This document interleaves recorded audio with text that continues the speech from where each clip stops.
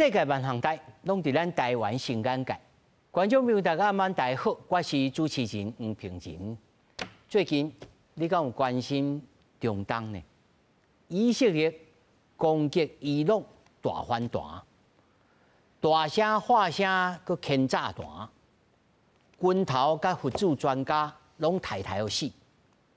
美国总统川普佮叫大家离开德黑兰，是要创啥？今仔日4位专家到底来讨论。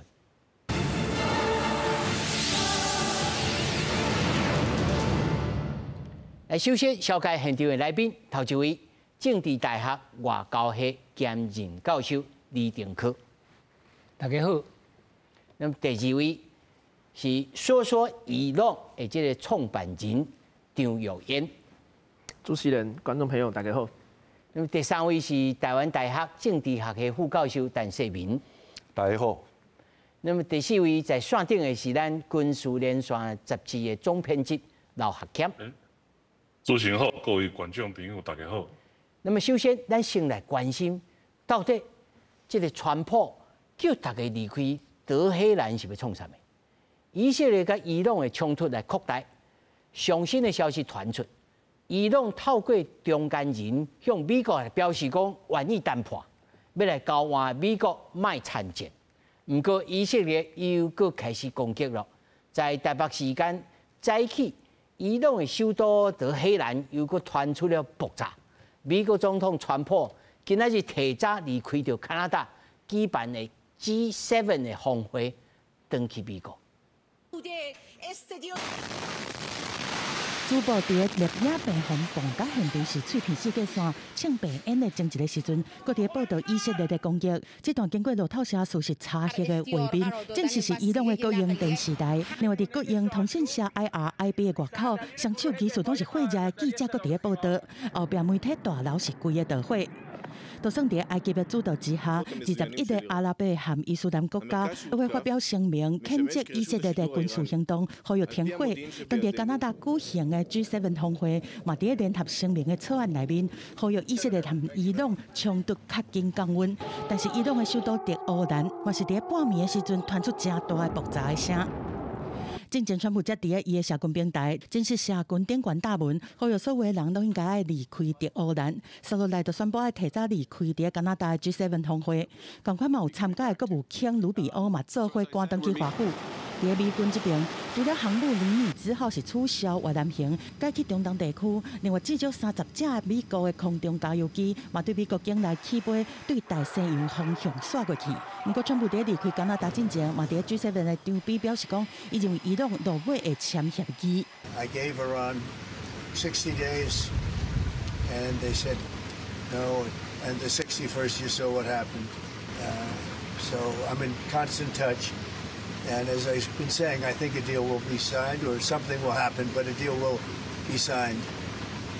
And I think Iran is foolish not to sign one. 以色列的官員講，13發動攻擊以來，伊軍已經控制伊朗大部分的領空，而且嚴重破壞伊朗的飛彈和核計劃的關鍵設施。另外，喺伊朗這邊，經過對以色列10輪的直bomb，嘛造成真大程度的破壞。這場中東的戰火目前是還未有降溫的信號。美國總統川普喺離開 G7 之前，已經指示美國國家安全會議喺北京戰爭式就定位，做好因應的準備。公司新聞洪如梅編譯。咱睇喺新聞台一開始就看到一個主播坐喺遐，結果炸彈向就炸來，這什麼情形？以色列講攻擊是有道理無道理，咱小等先來看。但是我要先吼，要邀請線頂的這個軍事專家吼，學儉吼，你甲咱講看賣，即擺一個先講牽炸彈，牽炸彈的目標吼，講是你有這個核子的設施。而且都是喺地下20公尺至80公尺，這個80公尺是要安怎來牽炸彈？難道這個炸彈是來種地嗎？學儉，你先給咱講一個解說。我先解釋一下哈，就在以色列的這個空中的武力裡面，它其實並沒有列裝鑽地炸彈這個選項。然後它也沒有足夠的這個載台可以載運。那目前的這個鑽地炸彈來講，它是美國一個型號叫做 GBU-57的这个专利炸弹，好，那它大概可以搭载接近2吨的这个弹头，然后对于地下的目标进行攻击。好，那这个美军他们确实是在应付这种地下的核设施或者是地下碉堡而发展这样子的武器。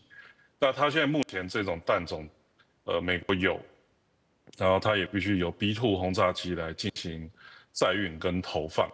所以以目前来讲，以色列它日前的空袭行动，我们的评估是，它应该是对于一些比较地表上的maybe 比如说变电站啊等等这些设施进行攻击。然后在这些攻击中，它可能会对于它浓缩铀的离心的进程进行影响，让它变得速度慢，没有办法那么快的变成武器的装备。然后，但是真正要攻击深达20甚至到80公尺这样子的这个武器设施的掩体，那可能真的需要美军提供这样像弹药。那刚刚前面有提到，就是说，在那个伊朗跟美国有60天的谈判期，那现在谈判期其实也是过了。好，那美军是不是会介入这个攻击行动，非常值得后续的观察。哦，所以你讲的一个重点是，美国跟伊朗已经谈判60天，而且也过期啊。所以以色列才开始讲，老大跟你讲袂出车，小弟来出手，是这个意思吗？我觉得在时间上面来看，这个60天等于是，以色列对美国的算是一种尊重跟礼让吧。就是你们既然正在谈判，我就等待这个谈判时间过去。因为事实上来讲，等于世界上现在任何一个国家，它能够发展出核子武器，其实都是一个世界的麻烦。那我们想，现在我们之前也聊到，就印巴的冲突，其实2个国家都是核子武器的国家，所以这些冲突基本上难分难解。你再往前看一点，乌克兰跟俄罗斯也是一样的问题。当你俄罗斯拥有核武，而乌克兰这方没有的时候，各国能够采取的手段就变得有限。那这个核武俱乐部是不是适合再增加一个成员？我认为世界上其实众多国家是不愿意乐见的，所以他会在外交谈判手段没有用的情况之下，直接采取军事手段。我觉得第一个是以色列的国情跟他们的民族性啊，面对这种危机都在4周的危机的时候，他们会采取的手段是非常正常的。是啊，另外一方面哈，客欠哈，是以色列因有所谓的这个 Iron Dome 吼，这铁穹啦吼，就是铁壳啊。啊，这个飞弹吼，伊朗的这个飞弹哇大量啊，但是嘛是有兵民受伤，超过10几个。是。你在你所看到的、接收到的信息来讲，伊的表现算好啊歹？其实以色列的这个防空武器的表现其实还算是相当不错的哈，因为大概都会有90%多的这个拦截率。那我们最近听到的铁穹，它是比较著名的武器系统哈，但是刚好跟大家想的相反，就是说铁穹它其实是防御这个，比如说无导引的火箭弹、迫击炮，或者是这个榴弹炮的炮弹，那它的这个防御的空域其实是比较小的，它是属于有一点就是近程的这个防空系统。那这一次的这个我们在新闻上面看到以及获得的这个情报来看，就是伊朗它多半都是发射所谓的弹道飞弹来攻击以色列。那弹道飞弹的话，它其实在以色列这边的这个防御系统里面，它是由箭式的防空飞弹跟大卫投石索这2款飞弹来担任防御的角色哈。那箭式大概是目前我们看到的比较先进的型号是3型，那之前也有箭2型的这个防空飞弹，那它是属于高空程，射程比较远，然后尽量在这个大气层中就直接拦截了这个伊朗的弹道飞弹。然后大卫投石索也是近期比较投入实战，然后而且也有不错拦截率的系统。那大卫投石索的话，它是属于我们叫做中低空层，就是最高的高空由箭3来拦截哈。大卫投石索它会在比较中低空层，如果你突破了箭3的这个拦截之后呢，大卫投石索就会发射它的飞弹来进行拦截。那铁穹的话，它是属于比较低空的这个部分。那为什么会发展铁穹？是因为也是限于以色列一个特殊的环境，就是说它在周围的国家大概在地理的这个接邻上面都有非常长的国境线，所以许多的这种武装力量，它只需要用简易制作的火箭弹、迫击炮弹啊，或者是这个榴弹炮，它就能够攻击以色列的国土啊，造成上面人民或者是设备建物的损坏。那在这个以色列，他们后来就开发这个铁穹的系统。那它的特色就是成本相对的比较低，好，它的单枚成本大概在3-4万美元左右，好，那比起像爱国者这种高价的防空武器，可以说是廉价的非常非常多，好，那也会有声音就是说，哎，这个自制的火箭弹可能一枚成本才1000美元而已，你用一个几万美元的去拦截，可能这个仗打赢了，但是也破产了哈。这个部分就有一个观念要跟大家沟通，就是说，其实任何防空系统它所防卫的，并不是追求100%的拦截率，它是追求说你在地面受保护的目标是不是能够被保护到啊？比如说，也许它的弹着会有10发，但是你有90%的拦截率，你可以拦下其中的9发，让这一个攻击的成效是不好的啊，可以说是让攻击失败无效化的。这样子的话，这高价值目标受到保护，或者说像比如说以我们来讲，政经中心受到保护之后，这个才是这一类防空武器它所追求的目标。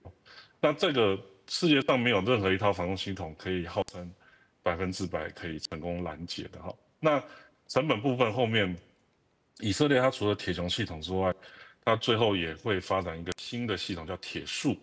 好，铁束系统它就是把这个雷射武器正式的实用化。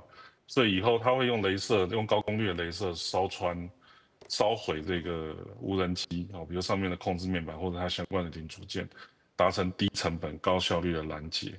那目前铁束它还没有正式的量产，但是可能有一小部分已经在实战中测试过。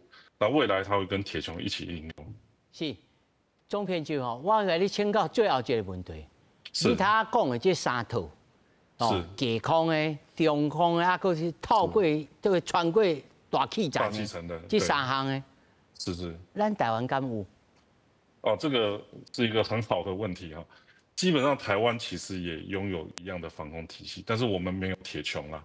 哦，铁穹是算是以色列比较特化的一款武器。哦，其他国家现在目前大概都是跟这个以色列做采购，像美国就有采购哈。那像我们的话，就是说，我们从高中低来看好了。我们的这个高空层的这个拦截，我们是使用我们自己开发的天弓3型的飞弹。好，那这个天弓3型飞弹，他们有个特色，就是说，他们是属于直接碰撞做击毁，就是说，当这个高速的弹道飞弹来袭的时候，我们的天弓3型飞弹升空，它利用自身的动能，用自己的弹体去撞击它要拦截的目标，然后产生摧毁的效果，好，所以它这个对于弹道飞弹的拦截效果是蛮不错的。好，那我们的这个中低空层的部分，我们现在其实是以算是世界有名的爱国者系统来担纲，然后我们自己也会有我们的这个天弓的2型的飞弹系统。那天弓2型跟天弓3型，就是天弓3型它具备反弹道飞弹的能力，那天弓2型它是主要是反制飞机的那个威胁哈，是属于针对飞机的防空武器。那我们如果在更近一点的时候，我们也会有这个，像是比如说我们在定义上面来说，在15公里的以下是属于野战防空。那野战防空我们现在目前已经有的是复仇者防空系统，以及陆战队的双联装的刺针防空飞弹，然后还有这个陆战队有一个西型式的2联装的防空飞弹。是。那最近也开始在我们上个月的演习之中，也会有那个我们的这个所谓叫陆射歼2的防空飞弹系统，其实也开始服役。那未来我们的空军它还会再引进，现在已经好像有消息传出来，已经在洽谈中，就是先进地对空的飞弹系统啊，那它就会有更多的弹种跟整个完整的体系，可以让我们加入我们的防空体系。但是我们对于火箭弹或者是就是我们讲无导引的迫击炮弹、榴弹炮的炮弹这个部分，我们的拦截能力目前是比较没有的，是缺乏的。是。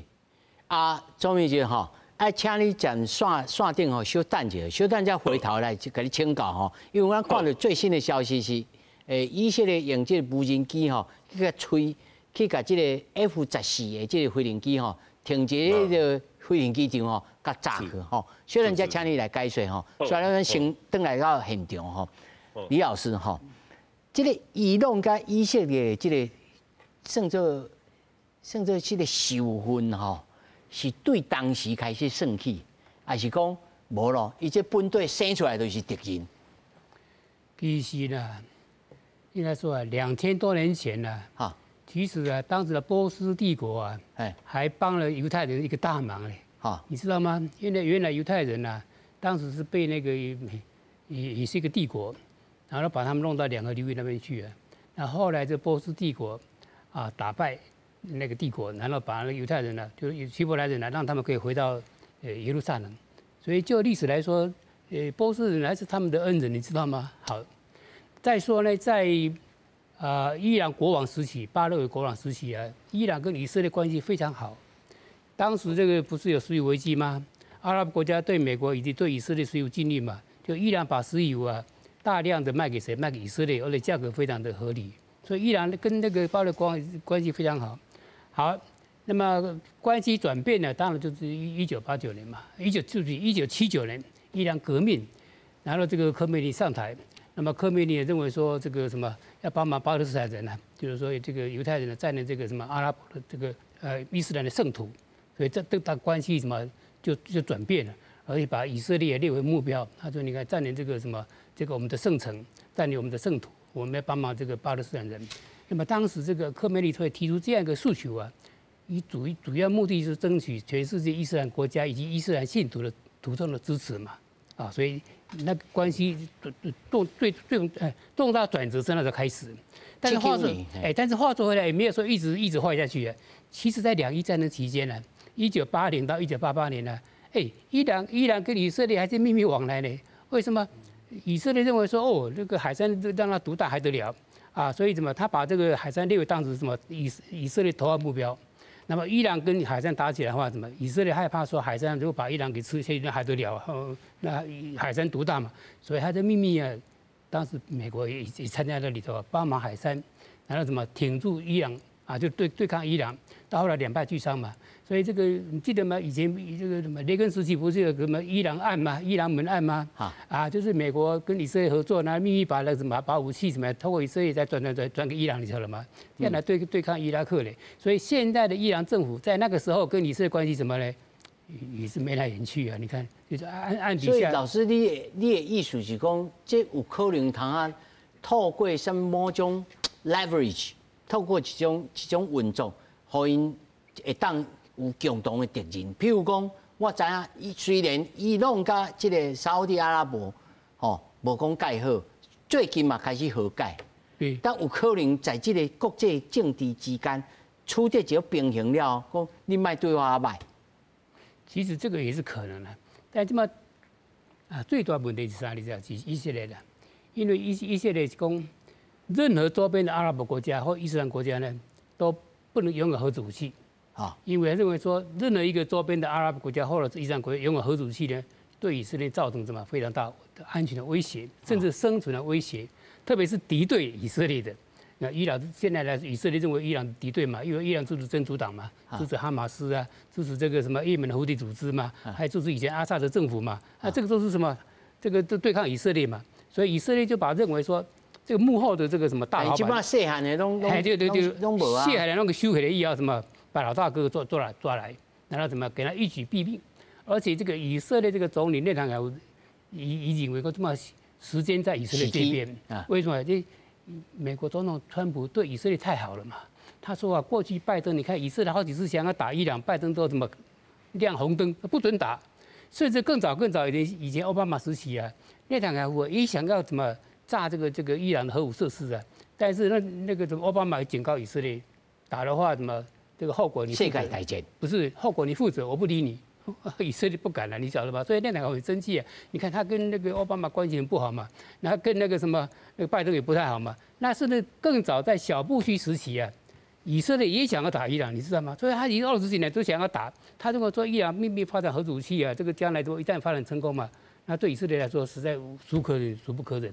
所以以色列是把这个什么伊朗的这个发展核武啊列为什么必须要对，而且头号目标啊。那现在因为什么川普上来了，他认为说川普上来的话怎么永远绿灯？因为川普你看支持以色列在约旦河增加屯垦区，然后把美国大使馆从那个什么特拉维夫搬到耶路撒冷啊，那认为说戈兰高地也属于以色列的，所以内塔尼亚胡认为说啊，哇，从来没有那么好的机会的。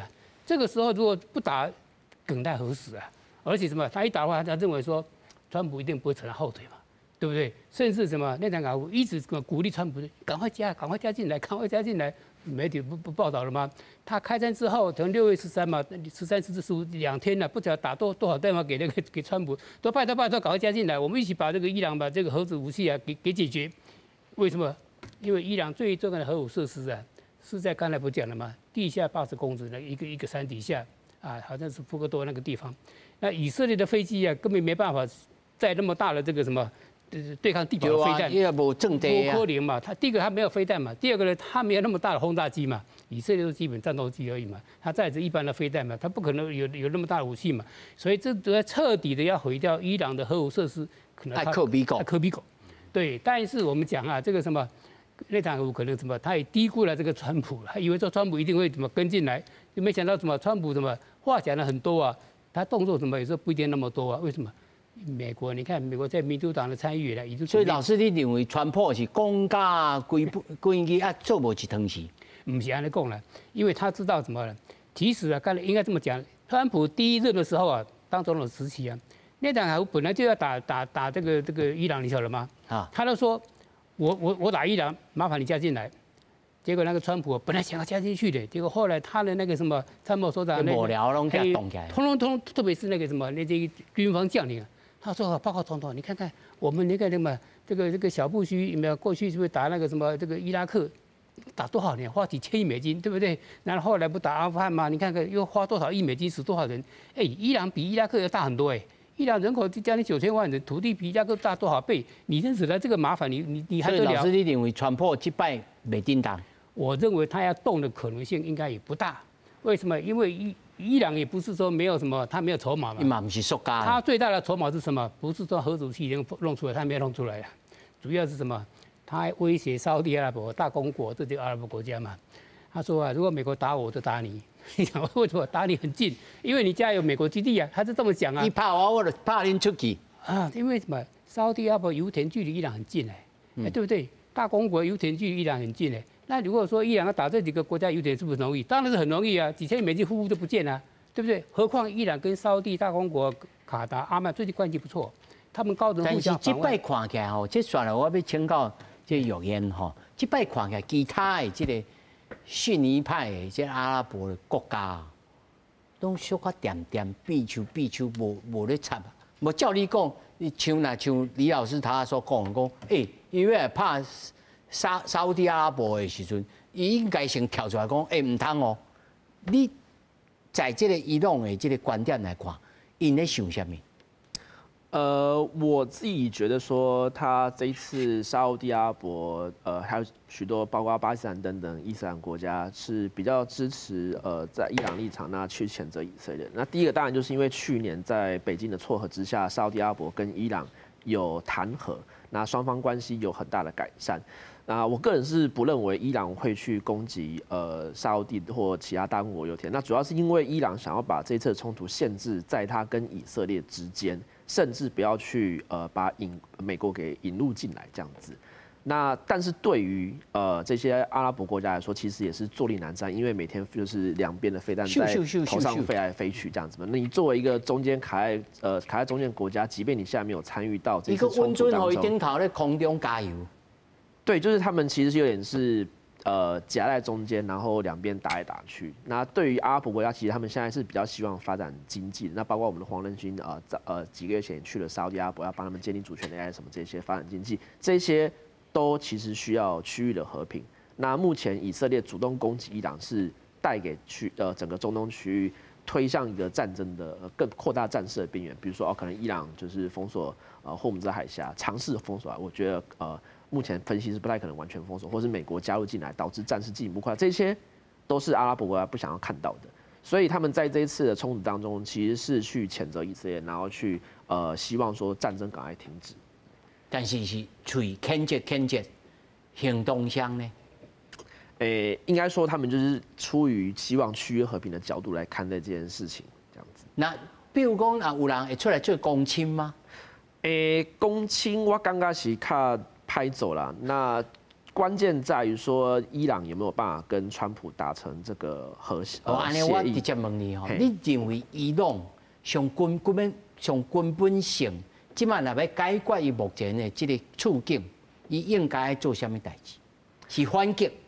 还是讲无，我就是吼，甲川普好好啊谈了我核子的设施安全，还是讲无可能？这条路已经行出去了，爱甲革命进行到底。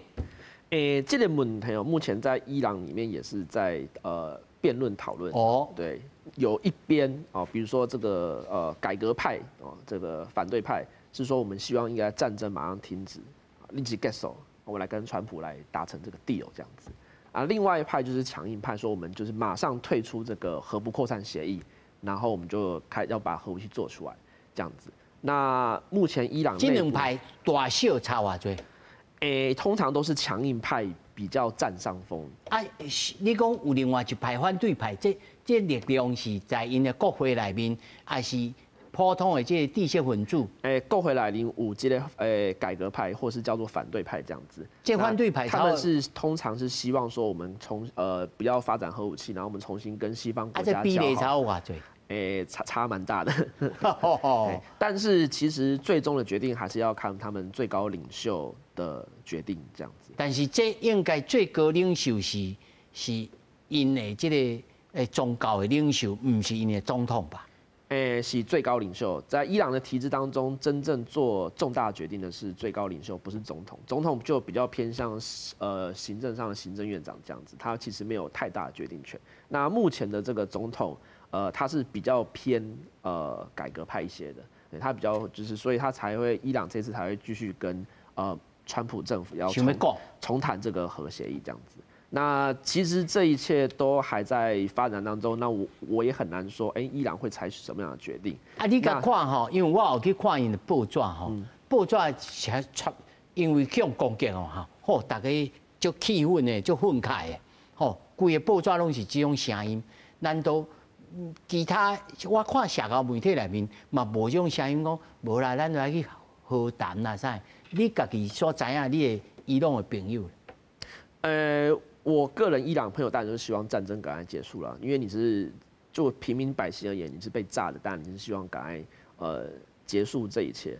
对，那至于其他问题，比如说核协议怎么样啊，或是我们可能政府要不要换啊，这些我觉得对平民来说都可能不可能理解，都可能超出自己能力的范围。你要先活下去，你要先躲过飞弹，你要先生存下来才是第一考量。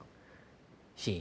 小等再回头来问你讲，伊朗即摆目前的因的民生啊、经济情形，所以要请教陈老师哦。陈老师，你对伊朗的核子、因的条件、因的发展，乃至到讲，甲世界各国大家安怎来看讲？你伊朗你唔通发展你的核子武器，阮这个库拉布你袂使过礼拜，你安怎看？伊朗伊嘛是一直咧讲啦，吼，因并无打算讲要发展的核武啦，吼。然后这样问题是讲。好，你也是讲你的核能，你只是讲你要用在核能发电厂，你的铀浓缩度，其实你只要11%以下，高啊，10%以下就会使啊嘛。然后你这样，你将迄铀浓度提炼到60%，啊，60几%呢？对，你提炼到60%以后，你距离到90%会使制造核武器的原料的迄个时间，你可能2礼拜一个月你都会使做出来嘛。这是为什么讲以色列这样足急的问题嘛？因为伊感觉讲你伊朗这样，你可能免一个月，你就会使制造用你的核子武器出来。你随意讲我无要发电，我无要发电。因为你做的代志唔是安尼嘛？你也是讲真正讲，你只是讲要做些民用的核子发电厂。你铀浓度10%以下都高啊嘛？你为什么要提到60%？这是以色列跟美国怀疑的所在嘛？所以这是为什么讲对以色列来讲，伊感觉讲伊必须要用这预先手术式清除攻击，先将伊给拍掉。因为伊也无将伊朗的核武设施给拍掉，然后以后还伊朗真正有核武器以后，这对以色列这是国家生存问题嘛。以色列伊才1000万人口尔呢，伊跟台湾同款，地窄人稠，伊迄以色列土地其实超过50%以上拢是沙漠，伊们人口密集聚集在几个大城市。老师，咱先停一下因为他在就伊个总编辑所讲的。以色列本身并无能力通来摧毁掉这个合作的这个设施，尤其是地下的，这就要美国来动手呢。所以你认为美国敢会出手呢？我感觉这个可能性是真大因为今日早起真奇怪，川普总统伊讲突然离开迄 G7 高峰会议，讲伊要返去美国，要处理一个重要的代志，伊讲伊要做一个重大宣布，到今日讲唔知伊要做啥物宣布。然后竟然有一寡传言讲，你白宫已经要开启那个白宫的那个战情室，战争情报室。你战情室还真正开启，代表讲你美国要动用武力嘛？你这样要动用武力的可能，这咋有可能讲对伊朗啊那嘛？所以不可排除这个可能啦。老师，照叶伟毅嘅讲啊，伊讲伊朗甲以色列可能需要透过 fight it out。拍一个，才有通来协谈啦。不，因我这样问题是讲，你安尼一直拍其实你双方的人一直拢做这样死伤这样问题是讲，你安尼一直拍，你无法度解决问题。因为对以色列来讲，伊最基本伊就要将伊朗的核设施给拍掉。对伊朗来讲，你继续拍我绝对会继续射飞弹去炸你以色列。安尼就这战争一直跑落去啊嘛。所以对川普来讲，我相信美国是有可能讲会愿意讲去帮助以色列，然后真正讲派伊的轰炸机去轰炸伊朗伊的迄个核设施，然后将核设施真正给拍掉，看伊朗愿不愿意讲今日讲安尼来谈判，无你我相信以色列伊无可能讲安尼结束掉啦，因为已经拍了。伊拍了，伊无可能讲安尼就停落来，安尼停落来，伊甲无拍共款嘛。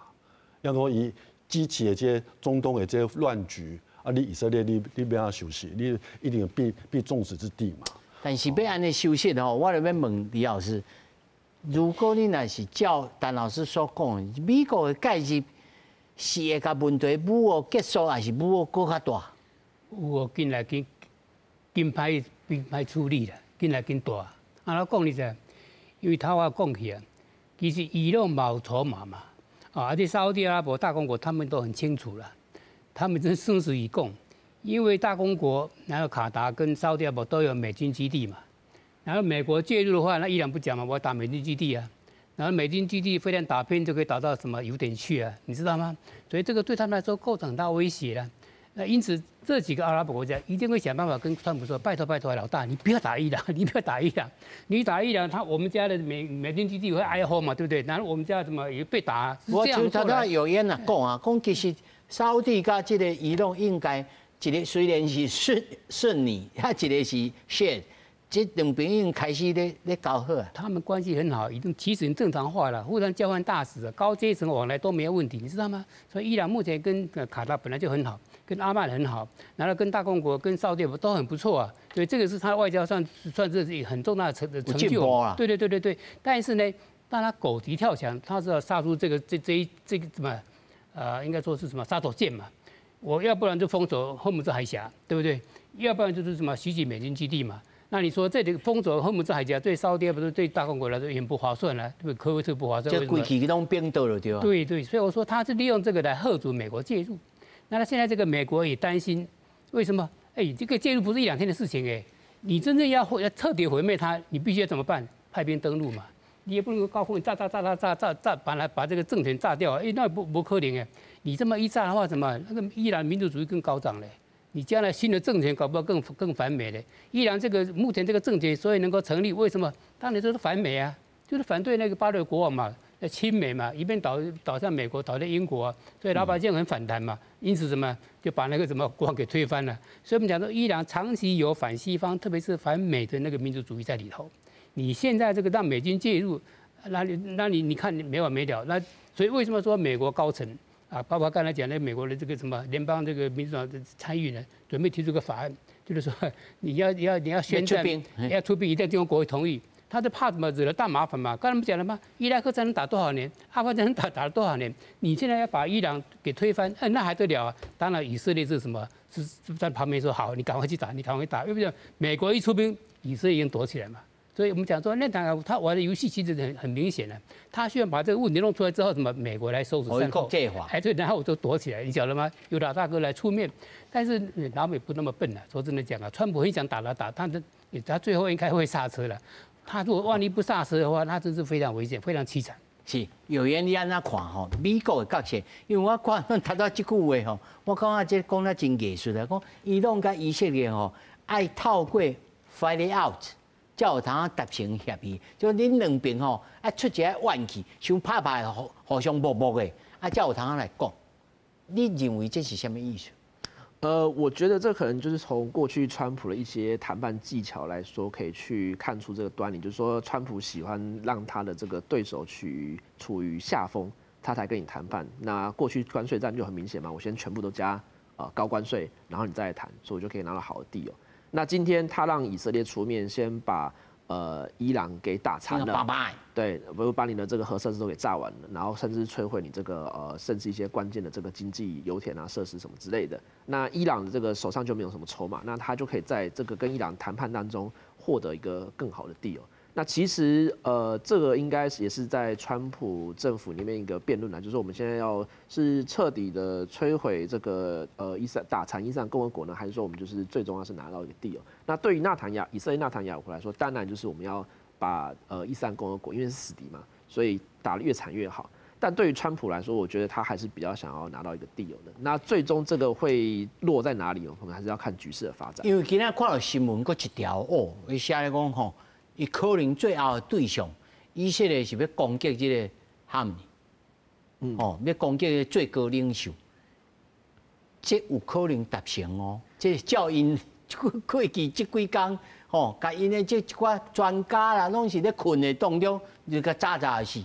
那这招拿出来，这美国人是要来处理呢？这是完全有可能的，对，这是确实在以色列的这个盘算当中，那也是出来放话这样子。那根据过去这个以色列斩首行动的准确度，那这是完全有可能。那这会对伊朗内部造成什么影响？当然是会造成相当程度的混乱。那会让伊朗真的去同意跟美国签协议，这也不好说。那也可能是上来一个这个可能更激进，然后更年轻的这个新的最高领袖出来。那可以确定就是说，以色列如果斩杀当前的这个最高领袖哈梅内伊的话，是不可能消灭这个伊斯兰共和体制的，因为他这个体制下，多一个过来一个，多一个，他有既定的这个程序是可以换下一个的。对，所以你认为讲以色列人要抬是抬不进哦？要杀的话，当然就是以色列，我觉得他可能会冒险，也要看美国的态度。那美国现在是反对的。那主要是因为川普还是希望可以跟伊朗达成协议，所以刷来就来问讲，伊个叫所有的人拢应该立即来脱离掉德黑兰。所以你认为伊讲这个话是什么意思？比如讲，我的棒球和以色列好好啊，甲恁处理一下。坦白讲啦，川普讲啥我就你就听拍就拍凶行啊，有时候是真的。有些是伊公共，我惊就是，有当伊真假，咱都唔知呢。对，但是可能啊。就你所知的，就係，即馬因國內即個輿論是，較親像講要來和談，還是講無要見到落去？以政治上而言，我认为伊朗目前内部可能会比较偏向强硬派的去做这个反击，因为被以色列打嘛，你肯定要反击嘛。那我对于很多可能反对派或改革派或是平民来说，当然希望战争早点结束。对，那最后还是要看伊朗政府内部的这个决策。过来，你认为伊朗的这个革命卫队啊，还有力量通反击吗？但我也不是军事专家啦。那至少从历史上来看，以色列拥有最先进的这个武器，那也有这个美国的支持。但伊朗在79年革命之后就被国际孤立在国际上孤立，而且他用的还是那种 F-14的那种老战机，就是革命前国王买的这样子。所以长期的经济孤立，然后加上这个科技滞后。伊朗的这个能反击能力，我个人是比较打一个问号的。那从这次交火来看，你说以色列有办法清除占有制空权，然后直接战斗机飞过去做更精准的轰炸，但伊朗却必须从本土去射飞弹打以色列，这个就有落差。那另外大家肯定也存疑，说，那伊朗到底有多少这个武器库存可以坚持多久？也是令人存疑的。那其实我一直觉得说，即便伊朗这个一直以来都是呛虾要消灭以色列，但我觉得这是一个政治口号，因为伊朗其实就是它是一个口号性质，对内团结比较成分比较大的这个一个理由。那对伊朗这个政权来说，最理想的方式就是保持这样的口号，但是不真正去跟以色列交战，因为一旦跟以色列交战，那这个口号就被吹破，那这个输的层面会比较高一点。输的成分较高，所以尽量卖怕。还尽量卖怕。那个人还是必须要加一句啊，那对于双方的平民来说都是重大的损伤。那对于我们在台湾看这些冲突来说，其实我们很多像我自己在德黑兰有朋友，那很多台湾人，我相信在以色列那边也是有朋友，那他们都承受了这些战争带来的损害，那其实都蛮令人痛心的。是老师，就你来讲，因为你观察这个核子武器啊，这个国际上的谈判，你认为伊朗要发展核子，是发展核子武器吗？还是讲是因就是要安尼做啊？手举要亲像北韩同款，要处理到天下无敌安尼？我就像讲伊拄仔讲的嘛，伊有强硬派甲改革派嘛。啊，强硬派伊是主张讲，伊朗你应该要有核子武器，好，啊，改革派是刚讲啊，咱都用这核能发电厂就好嘛，那无需要讲去发展核子武器，然后甲美国、甲以色列安尼闹翻啊，像安尼战争可能爆发，好，所以这基本上伊朗内面嘛是有两派的争论啦，吼，要个我是感觉讲这安尼战争已经拍开啊，其实我相信讲伊朗内面迄强硬派这响应较大。所以你看，这样伊朗也国会，也国会议员这样联署，讲要希望讲伊朗爱退出核不扩散条约，这都真严重啊！因为这也是讲真正讲宣布讲要退出，代表你伊朗你有像北韩同款，你要发展核武啊嘛？这是以色列甲美国绝对无法度接受的。所以这是为什么讲？真啊，我是感觉讲，美国川普总统伊正可能伊态度嘛有点仔转变啦，好，为什么讲伊要为迄G7高峰会安尼马上要等于华盛顿，然后有可能要开解白宫的战情室，这嘛有可能讲美国有可能会帮助这以色列，然后将这伊朗的伊的这80公尺地底下伊的迄用美国的钻地飞弹给拍掉，我相信美国伊应该。仅止于讲要将这伊朗的核子武器的这个设施给拍掉，因为美国应该是无讲拍算讲要将迄德黑兰的这种政权把它给更换掉，因为这你到拍上后边，你可能话像越战共款，你美国你爱派你家己的军队，你去介入你伊朗的局势，因为以色列无可能嘛，以色列才1000万人口，以色列才20-20万的军队而已啊，伊无可能讲派军队入去伊朗。所以你也讲你要推翻伊朗的政权，你美国你一定要从越南赶快，你要派你家己的军队落去。我相信这川普无可能同意的嘛。是，那有燕我给你请教者，对你所知影伊朗即摆目前的经济情形如何？因为每一个咱数字变出来，因每一个人的这个人均的这个 GPT 啊，整个国家的这个产量啊，所以你知影因的生活是安怎？其实纳西公例如家己去过德黑兰或是伊朗的话，德黑兰是一个西亚还蛮先进的大城市啊。但你在细节中就可以看到说，它在很多地方其实都是因为受到国际制裁，比如说你这个信用卡在伊朗是不可能刷，你只有当地货币。还有就是外国的产品进入到伊朗都会变得很贵，甚至说中国进去的廉价品都品质很差，然后还是很贵这样，因为就是因为被常年国际制裁造成的结果。那在这种情况下，其实伊朗你说它经济有多好，其实都蛮不灵。普通伊朗生活，普通伊朗人的生活其实都我觉得是蛮有挑战性的啦。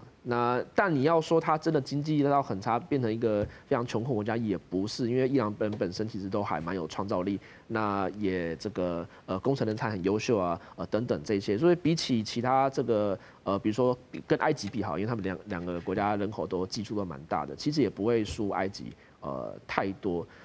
但是无论如何，就是国际制裁，特别是金融制裁，这点对伊朗整个经济来说伤害是特别大的。那过去几年以来，因为伊朗发展核武器，然后以及跟美国闹翻，所以它被施加了联合国、美国还有欧洲等等的各种制裁，所以整体来说就是受到很多的限制。那伊朗想要达成核协议的最主要目标，也是希望去解除这些经济制裁，可以重新回到这个国际经济体系。安尼一当来做一个谈判，讲你辅助卖发展，你互你经济，我卖给你制裁，安尼好好来谈，安尼袂使吗？这个agenda 我都提出来嘛？就困难嘞，因为困难在哪里？因为美国其实希望伊朗不要有任何核子相关的东西，但伊朗会坚持说我有民用核发电的权利，就是我做一个正常国家。不是大家来监督啊。但美国会觉得说，那你民用核发电，那你就又拿去浓缩高浓缩铀，你是不是有？我信任你的签约啊，其他的这个浓度上悬的这种来毁灭，安尼敢无可以？大家无信任伊吗？双方敌对许久，要相信对方很难。那你就怕死噶啦。另外还有就是说，其实因为伊朗这个革命政权，以色列还有一些共和党内部比较强烈的人士是不希望看到伊朗在现有政权下回到这个国际的这个经济，那要受洗啊，就像北韩，如果你说你跟美国谈好了，那你愿意欢迎他回来国际社会吗？那也不好说，对不对？那所以奥巴马时期签订的这个核协议啊，叫 JCPOA。那时候签完之后，奥巴马当然说这是我外交成就嘛，就川普一上来就把它推翻。那其实，在那短短的1年之间，奥巴马有稍微解除一些对伊朗有小可好一寡，小好几寡。我这个朋友有甲写批讲，这嘛，对，那因为伊朗本身这个国民素质很优秀，所以只要一解除它经济制裁，当然就经济，相信大家对它都有很多期待。只是说，在当前的这个伊斯兰共和国之下，不希望，特别是以色列，不希望他回到国际社会来说，这个愿望是很强烈，就是我就是不管怎样，就是不要回到，不管你就最好不要协议。好，老师，你认为这个西方世界是完全是认为讲，这伊朗我上好给你定死，你这个歹囝唔通再出现在国际社会，敢是这种心态吗？没有那么严重了。因为我们讲的2015年的伊朗核武协议啊，其实那个协议，你看欧洲国家都支持啊，中国也支持嘛，俄罗斯支持，那美国当然支持嘛，奥巴马政府嘛。那后来川普为什么把片面撕毁？其实这是违反国际法，你晓得嘛，对不对？大家说这签订了协议，伊朗并没有违规嘛。当时国际原子能总署他的评估报告，伊朗并没有违背任何协议的一个条款所以美国片面那个什么就退出那个协议。事实上是美国要负他责任嘛。好，然后话说回来，今天这个情况主要的核心问题就是以色列，特别是内塔尼亚胡这个政府，因为内塔尼亚胡政府他认为说，2015年协议对以色列还是构成威胁，因为他没有完全把伊朗的核武设施通通给拆掉原料给怎么弄科学家通通把它这个一个登记类似这样的也就是说，伊朗永远没有机会发展核武。这个是这个以色列的目的，那这个是很过分的。以色列自己有核武，几百枚核子武器嘞，伊朗不讲了吗？你自己有核子武器，那我虽然没有发展核子武器我是发展核能和平使用嘛。那你现在连我这样的一个权利都没有，这不是很过分吗？好，所以我说这个核心问题就是以色列要求把伊朗这个连发展核子科学的能力都给毁掉。那这个就是很难让伊朗接受。听起来是无解哦。不可能嘛，所以我们讲说这个那当然就是那个什么俄罗斯的总统普丁讲了嘛，他说他这样好不好？他这里其实讲过了，就把那个什么60%那个浓缩铀啊，我帮你放好了，就是运到俄罗斯来帮你放，啊，等到你要用那个什么核子发电，对不对？来我这边拿来把它降低浓度，知道吗？把它弄到10%以下，美国不管，美国可能会接受，不是不要啊，那时候在讨论呢，晓得吗？所以这个因为目前那个什么。黑的，川普跟那个普丁不是讲了吗？他们打电话针对伊朗问题嘛，那川普不讲了吗？他说，冇可能哦，跟这个普丁来做协调人呢，来处理这个问题啊。所以我说这也是一个方式的。那这个方式如果说伊朗接受、俄罗斯接受、美国接受，那当然以色列就会接受嘛。为什么？所以伊朗外交部长讲得很清楚嘛。他说我问题要解决啊，只要川普打个电话给内塔尼亚胡，说小老弟啊，你听话吧，他就搞定了，你晓得吗？伊朗也知道啊，现在唯一能够制止这个以色列就是靠川普嘛，对不对？所以川普愿不愿意打这个电话来制止以色列，这当然是个关键了。还是说让这个事情演变到不可收拾？所以我说啊，这个川普目前所作所为，我倒认为都是对伊朗施加压力，就赶快接受谈判，你赶快接受谈判，要不然怎么这样说？哦，这个德黑兰都跑掉啊。大家都爱造啊，爱去疏散，不这样危险，都是什么谈判的一个手腕，然后让伊朗感到很害怕，害怕之后怎么呢？就会让步。所以我倒认为应该是这样的一个方式，而不是说美国准备要什么进军伊朗，然后怎么把伊朗彻底给回家干嘛的。我倒认为川普应该还不会那么样的这个迷糊。他抽残，对他应该还不会。来锁定这个总编辑吼，想要一个问题你。干性给咱回答吼，就是讲伊朗到底即马反击的能力还佫剩偌济？因为就我所知，伊这武器拢叫禁运发电嘛，真困难。你认为呢？其实现在伊朗它的这个空中武力来反击的能力是真的是受限哈。第一个，刚刚那个有提到说他们的这个开个玩笑，就是世界上的这个军事迷都很关心说伊朗的这个 F-14战机是不是都还安好哈，是不是在空袭中都被受损哈？因为如果都坏掉了，那汤姆克鲁斯就没有飞机可以偷了哈。那这个部分它也现实的去影响到，就是说在长期的这个禁运之下，在伊朗它的这个武器的发展，它也等于是也特化了。就我们刚才讲的，就是弹道飞弹，它的这个产量算是蛮高的哈。那它也资助很多周边国家的这个武器哈。那它的这个伊朗跟不管是以色列还是美国，他们在国土上面都有非常遥远的距离，所以刚刚有提到，就是说真正在地面侵略或者是地面攻击伊朗的可能性，我相信也不大，因为这个补给线会拉得非常非常的长。那你周边阿拉伯国家，他是不是愿意像之前波斯湾战争一样，这么积极的去支援这个所谓不管是以色列、美国还是所谓联军的这个行动，我认为也都是蛮存疑的。所以我认为说它会处在就是说双方在空袭中的冲突，那慢慢的冷却下来之后呢，然后进行的这个最后是以谈判的手段、外交的手段来解决这个问题。所以你认为伊朗会慢慢主动自己冷却落来期待有这个机会，然后来和谈吗？因为你看，像现在以色列已经宣称他拥有这个等于说德黑兰上空的这个制空权啊，那你接下来他就会有点像是加沙走廊一样，就是我在无止境的轰炸你们，就是说不管我今天攻击军事设施攻击完之后，我就开始攻击民生设施嘛，那用国内的这个压力来逼迫中央政府来谈判。那现在来看到伊朗对以色列的反制手段，这弹道飞弹、无人机或巡弋飞弹攻击，目前来看是有限的哈。那我们也可以看到，就是说，比如说一开始以色列外交手术室的这个那个攻击行动，这也不是第一次了，之前在历史上面也曾经很闻名的案例，以色列成功的执行过外科手术室的攻击行动。那接下来开始攻击什么？比如说攻击电厂。我开始攻击一些这个油田的一些设施、周边设施，慢慢的这个其实它的力度是维持的，而且可能会甚至更加强、更紧缩一点。是。那你在这样子的情况之下，双方都没有能力去攻击到互相的这个本土让它伤害太多。那失血的比例来看，伊朗是高的一些。那美国加入之后，它是用军事力量做后盾，强迫你外交来谈判，还是说我先把你的核设施跟着炸过一轮之后再说，还是怎么样？这当然是端看美国的态度。可是以现在的情势来发展，就是以色列确实是用这样的策略在进行的。是啊，感谢总编辑哦。想要1分钟，我要留互这个有烟吼，互你来讲吼，就是讲伊朗即马，你感觉以你长期性来观察伊朗，你敢有可能这意识上有转变，还是讲这条路已经是一个不归路啊？啊，你说意识形态方面吗？嘿。我觉得伊朗的这个意识形态是从建国就开始，从霍梅尼在1979年推翻了巴勒维国王之后就开始，他的这个意识形态是革命性的，那是相当反美的。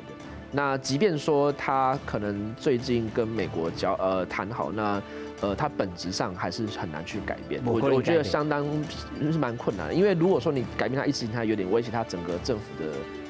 当初立国的意识形态基础，因为正统性都无。对，但其实我觉得很多伊朗人是